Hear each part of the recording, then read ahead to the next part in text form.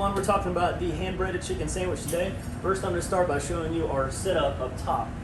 From right to left, we've got a dry pair of tongs. Once the chicken's cooked, we'll use those. We've got our Mother Fud's hot sauce, some save-a-days just for storage, and we've got 2 backup flours. Now, a little thing about this flour is we're going to use a 4-quart measuring cup to measure out that flour.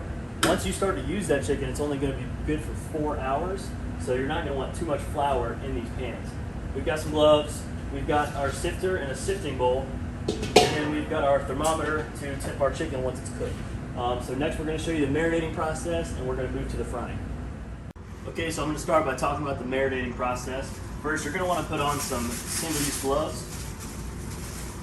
And this chicken is going to start marinating. You want a minimum of 12 hours for marinating, and we're going to hold that for up to 72 hours.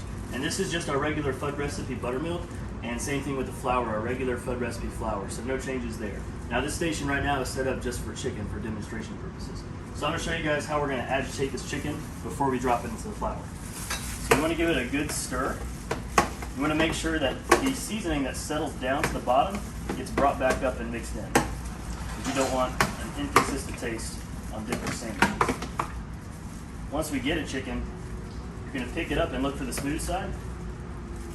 The smooth side will have less ridges, and then you see that one part is a little bit thicker than that bottom part. So as we drop into our flour, now these tongs are going to stay in the buttermilk. As we drop into our flour, we're going to scoop some flour on top of that chicken, and we're going to apply some pressure onto that thick part so we can even out that chicken, and it'll cook a little evenly.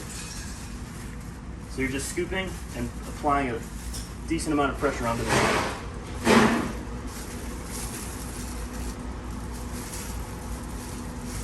So now our chicken is evenly coated. We're going to move to the cooking. Okay folks, we're moving to the cooking process. I'm going to show you that. So once we've pressed our chicken into our flour, we're going to pick up and identify our smooth side. And that smooth side is going to go into the back of the oil, like so. We're going to drop that fat part down first, just roll it back. And we're going to cook for a 4-minute timer. Okay guys, so once we're cooking, we've set it for a 4-minute timer, but we're going to pull it at 3 minutes and 30 seconds to temp it and see if it's ready.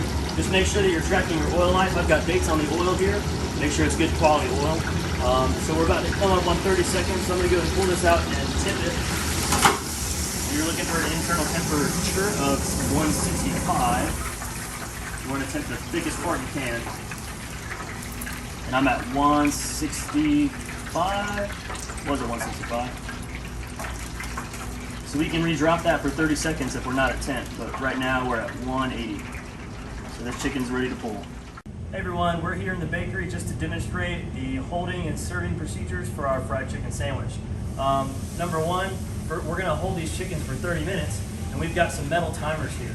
So this has an 11 on it, and we've got a 30-minute hold time. So if you use an analog clock with these metal timers, we're going to have our big hand on the 5 there, and it's going to be good for 30 minutes. So we're going to put a number 11 out, and we're going to know that when that big hand hits 11, that our hold time is ended. First thing I'm going to start by showing you is saucing.